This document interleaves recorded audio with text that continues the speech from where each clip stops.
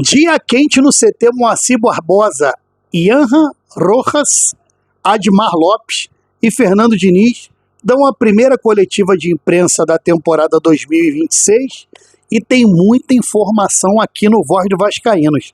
Então fica ligadinho aí, comenta, curte, compartilha e vamos para as notícias sem enrolação.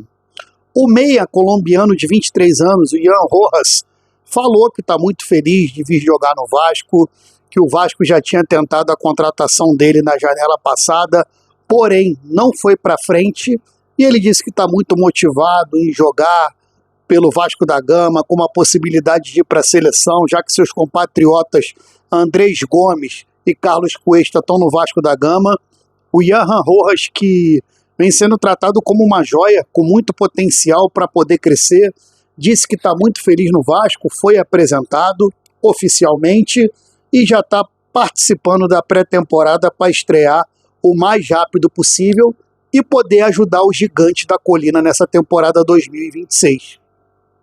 Por outro lado, Admar Lopes falou de possíveis contratações, quem sai, quem fica, e ele deixou muito claro que até agora o Vasco da Gama não recebeu nenhuma proposta oficial para a saída do Pablo Verrete, que o clube vascaíno conta com Pablo Verrete para a temporada 2026, que ele tem contrato com o Vasco, está treinando, mas caso chegar alguma proposta oficial e o Verrete quiser sair do Vasco, o Vasco não vai atrapalhar as negociações, não vai fazer jogo duro, vai facilitar.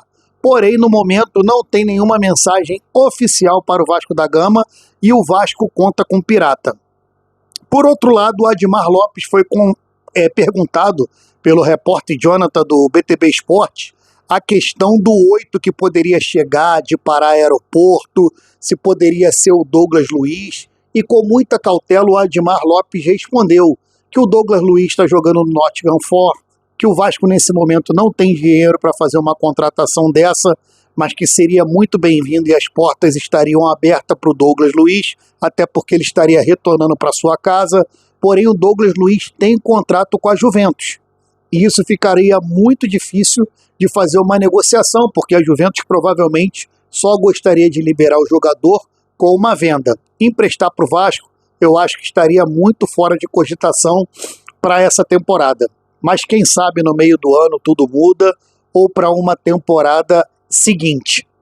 O Admar Lopes também falou da situação financeira do Vasco, que o Vasco vai continuar no mercado buscando jogadores pontuais, com muita cautela, e basicamente meio que descartou uma contratação de grande impacto, dizendo que seria a vontade do Vasco, porém nesse momento não temos condições de fazer isso.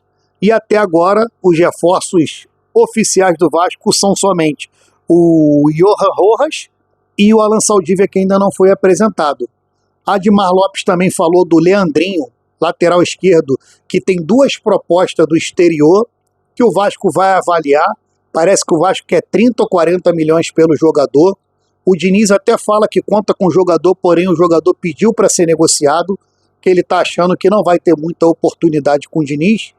E a entrevista final ficou com o Diniz, que o Diniz falou de todo o planejamento, das contratações pontuais do Vasco, que ele está muito feliz com a permanência, a manutenção do elenco titular do Vasco, com os jogadores que estão chegando, que o Alan Saldívia ele disse que já vem mapeando desde a época do Fluminense, que ele indicou para o Fluminense, indicou para o Cruzeiro e agora indicou esse jogador para o Vasco da Gama e o jogador chegou.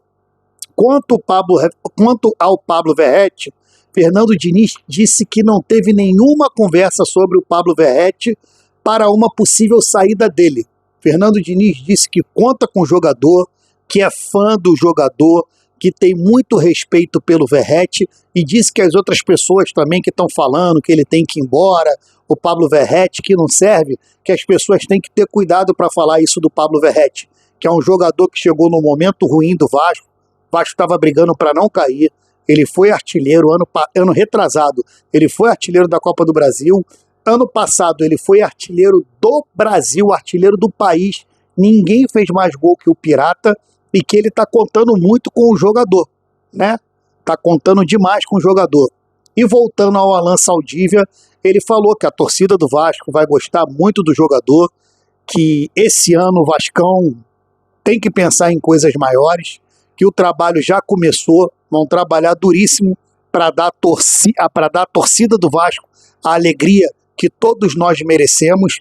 Eu senti o Fernando Diniz um pouco cauteloso com essa questão de contratação, porém as duas contratações pontuais que chegaram até agora, ele está feliz com isso, principalmente com Alan Saldívia, mas o que ele está mais feliz é com a manutenção do elenco.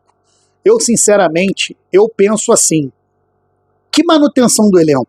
Foi embora o Lucas Oliveira, foi embora Paulinho Paula, pelo que eu estou entendendo vai sair mais gente, e até agora não está chegando ninguém. Chegou um meio atacante e um zagueiro. Zagueiro o Vasco já tinha, meio atacante o Vasco já tem. Cadê as outras posições que nós estamos carentes? Por exemplo, um reserva da lateral esquerda, um outro lateral direito, 2 volantes pelo menos, mais um zagueiro, entendeu?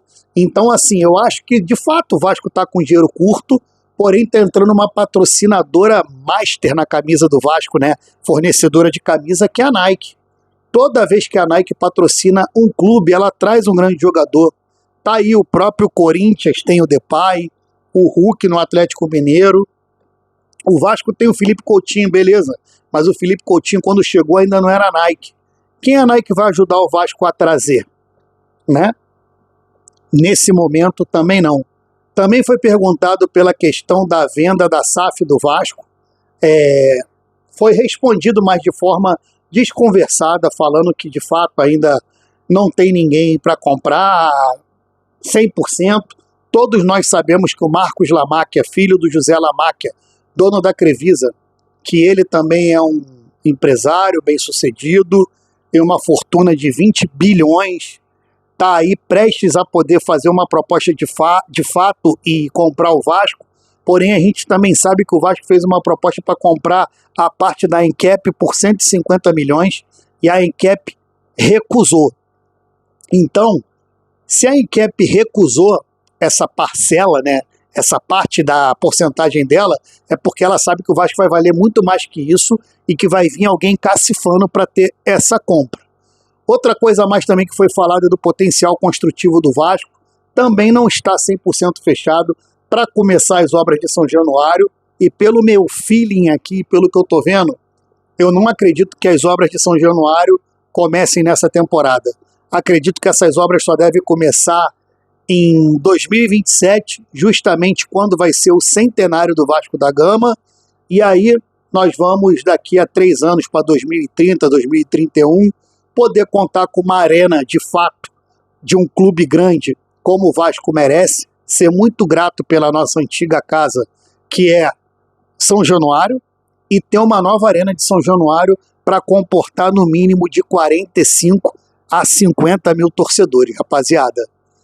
É isso, pessoal. Vou ficando por aqui. Se tiver mais alguma notícia do Vasco, eu volto com um plantão urgente aqui para vocês. Mas por hoje é isso. Todas as notícias que eu tinha, eu trouxe aqui para vocês. Quando tiver mais alguma possível contratação, alguém que o Vasco estiver sondando, pode vir aqui no Voz dos Vascaínos, que vai ter informação para vocês, sem enrolação, sem mimimi, papo reto. Valeu, rapaziada. Curte, comenta, compartilha, se inscreve no canal se você não é inscrito e espalha pra geral. O Voz do Vascaíno está no ar. Tchau!